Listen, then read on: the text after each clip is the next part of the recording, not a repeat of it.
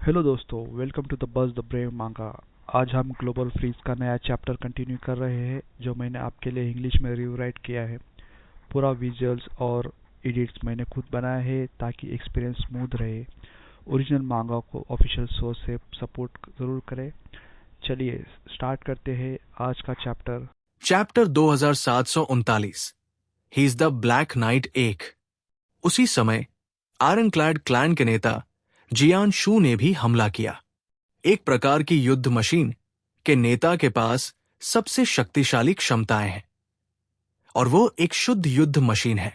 वो युद्धपोत वॉरशिप के साथ एकीकृत इंटीग्रेटेड है। उसने अपना सबसे शक्तिशाली हमला शुरू किया। THE calamity of the collapse of the boom. पृथ्वी को भेदने में सक्षम एक ऊर्जा तोप सीधे झंग यी की ओर दागी गई। इसकी शक्ति इतनी महान थी कि हवा से रगड़ खाते ही इसने पूरे गेहाई शहर को हिला दिया। इन दो लोगों के हाथों का प्रदर्शन देखकर ही झंग यी की निगाहें गंभीर हो गई।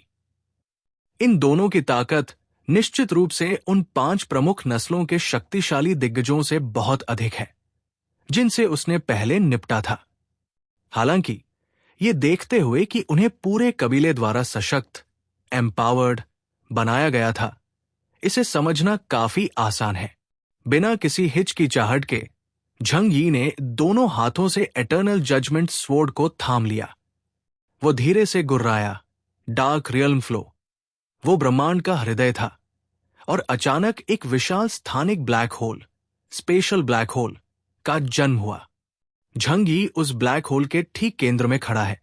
ब्लैक होल के अंदर गहरा और चिपचिपा एंटीमैटर ऊर्जा, एंटीमैटर एनर्जी ज्वार की लहर की तरह उमड़ पड़ी, जिसने झंग यी के शरीर और उसकी एटर्नल जजमेंट स्वॉर्ड को लपेट लिया। बिना किसी देरी के उसने अपने हाथ घुमाए और युद्ध तलवार ने झू शेन के चारों ओर मुड़े हुए काले भंवर वॉर्टेक्सेस बना दिए। उसी समय व्हाइट एम्परर का युद्ध कवच एक चकाचौंध भरी रोशनी के साथ झिलमिला उठा, जैसे अंधेरे तारों वाले आकाश में तारे टिमटिमा रहे हों। डायरेक्ट सागर, डायरेक्ट ओशन की तरह यह केवल नकारात्मक ऊर्जा वाला पदार्थ नहीं है जो लगातार पैदा और नष्ट हो रहा है। सैकड़ों हजारों डिग्री के तापमान तक पहुंचने वाली सूरज की रोशनी एक किरण में संघनित हुई और आसमान से झंग यी की ओर भयंकर रूप से दागी गई। मानवमशीन एकीकृत प्रमुख द्वारा छोड़ी गई शक्तिशाली ऊर्जा तोप ने भी उसी दिशा से उस काले भंवर पर प्रहार किया जहां झंग यी स्थित था। शून्य, वॉइड, कांप उठा। यहां तक कि झंग यी, जिसकी ताकत पहले से ही दुर्जेय है, ने इस हमले को रोकते समय थोड़ा दबाव महसूस किया। हालांकि एब्सोल्यूट डिफेंस, पूर्ण रक्षा शब्द केवल दिखावे के लिए नहीं है। यद्यपि शून्य कांप गया और व्हाइट एम्परर के युद्ध कवच की सतह पर विशाल लहरें दिखाई दी, फिर भी वो उन दोनों के संयुक्त हमले को रोकने में कामयाब रहा। और फिर एक अन्य नाइट स्तर के दिग्गज ने भी अपनी चाल चली। टाइटन नेता गुलिकी ने अपनी 8 भुजाओं को लहराया। उसके विशाल हथौड़े ने हवा में विचित्र रास्ते बनाए। May all your wishes come true. गुलिकी का हथौड़ा एक फोर्जिंग उपकरण और शिल्पकार जाति का प्रतीक है।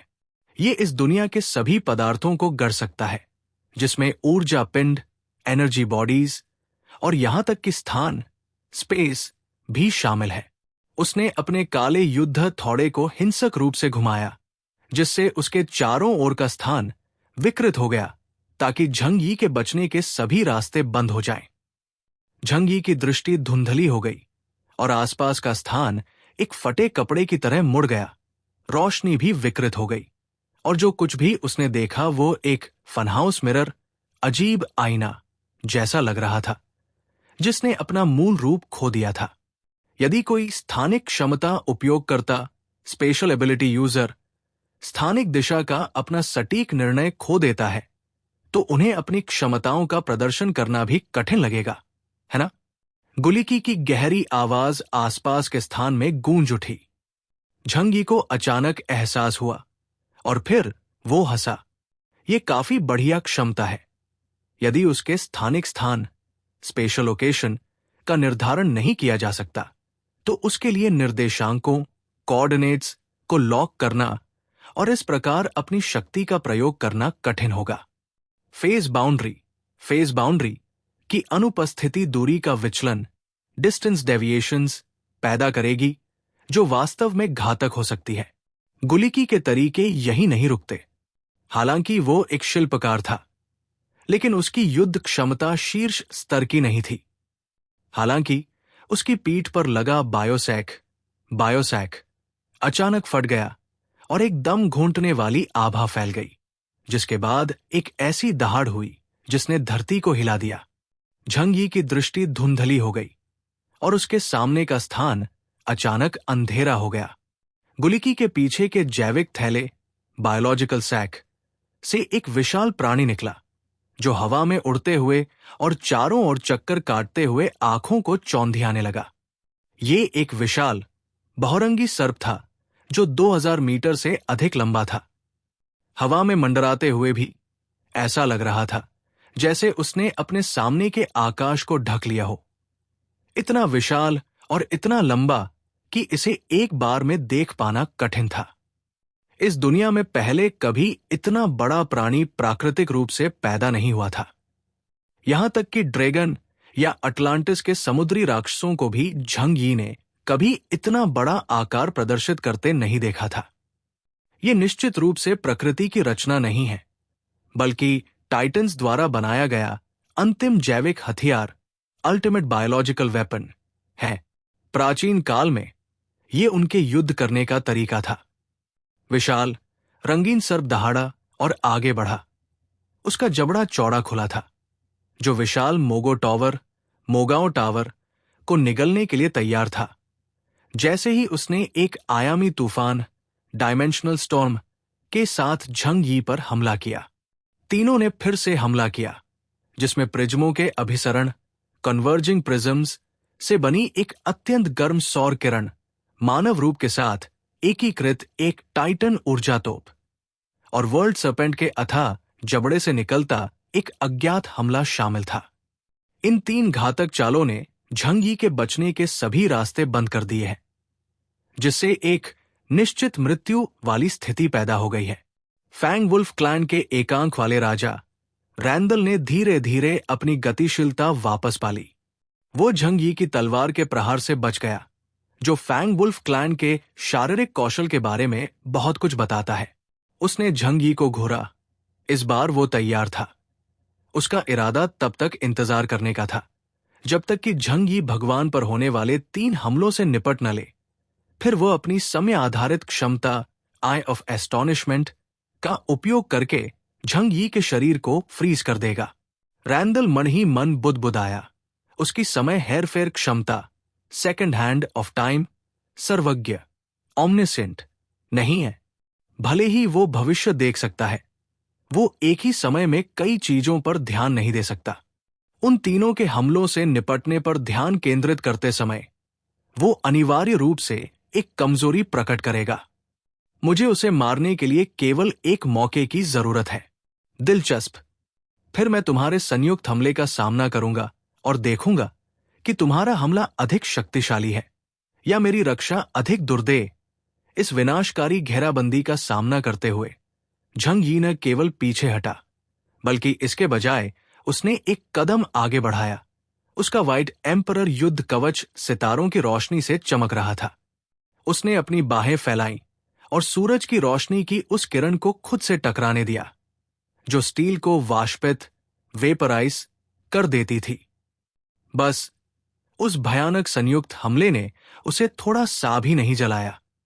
पहले इसका अधिकांश हिस्सा झंग यी के चारों ओर के ब्लैक होल द्वारा निगल लिया गया और शेष शक्ति को सफेद युद्ध सूट ने पानी की तरह सोख लिया।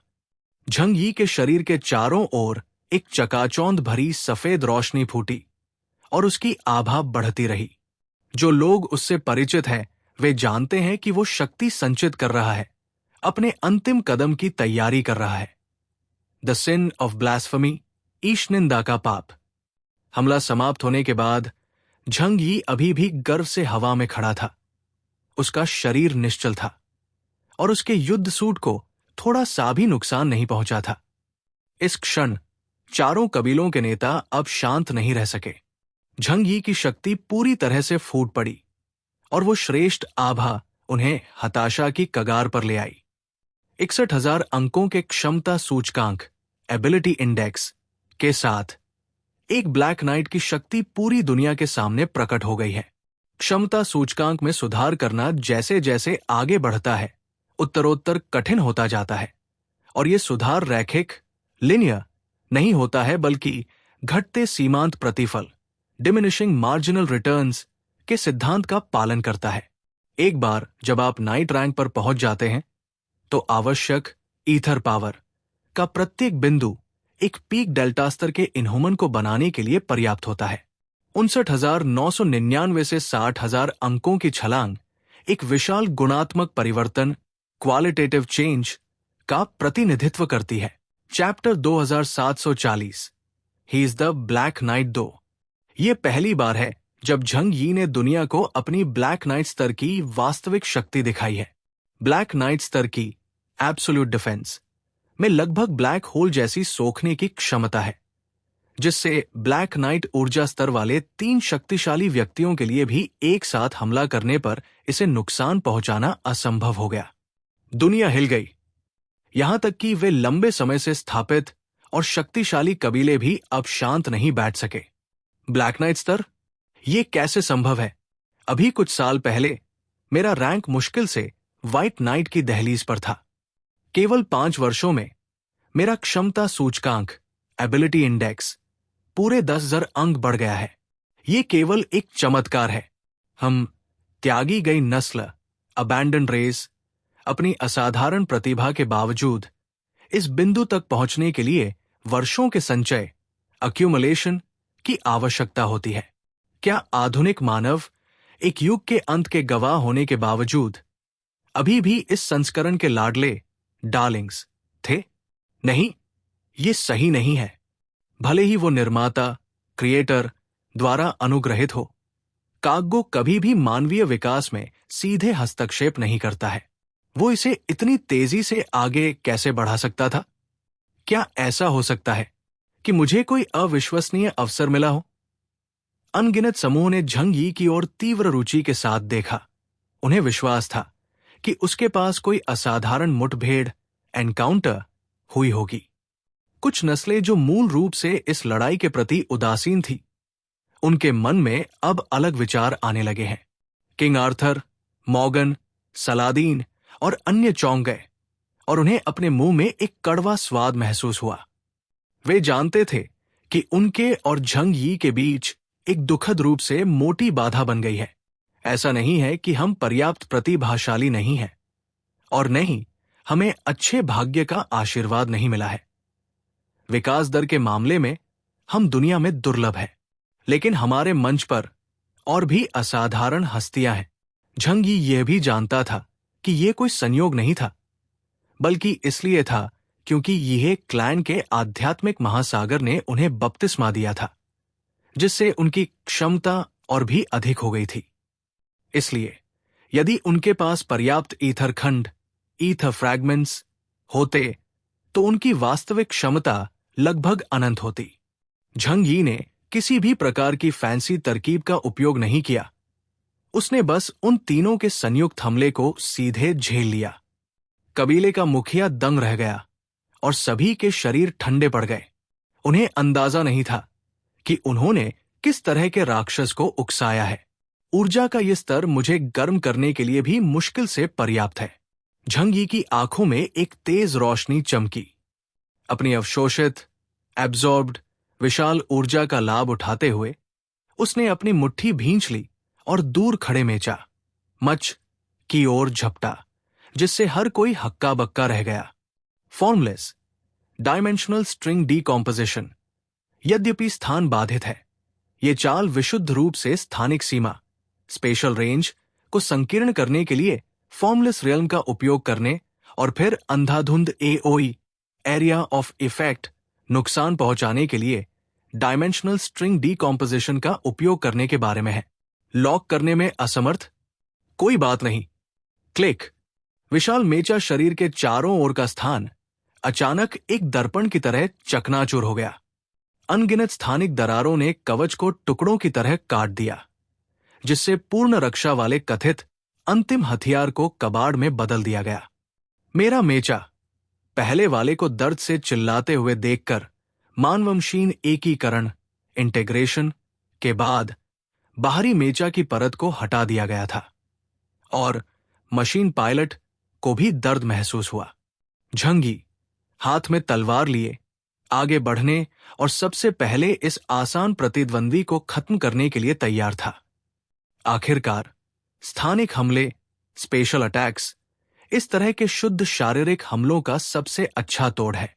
लेकिन उस क्षण झंगी की आंखों की रोशनी अचानक कम हो गई और एक डार्क आभा ने उसे तुरंत घेर लिया, जिससे उसकी हरकतें रुक गई। मनोवैज्ञानिक हमला, साइकोलॉजिकल अटैक। ये अज्ञात था कि ये कहां से आया, लेकिन इसका आगमन इतना अचानक था कि झंग यी भी संभल नहीं पाया।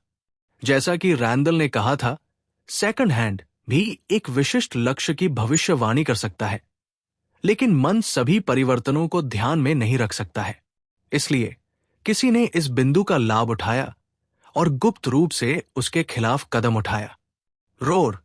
तभी विशाल वर्ल्ड सर्पेंट, विश्व सर्प, झंग यी के पीछे आ पहुंचा। उसने अपना विशाल मुंह खोला और झंग यी को पूरा निगल लिया।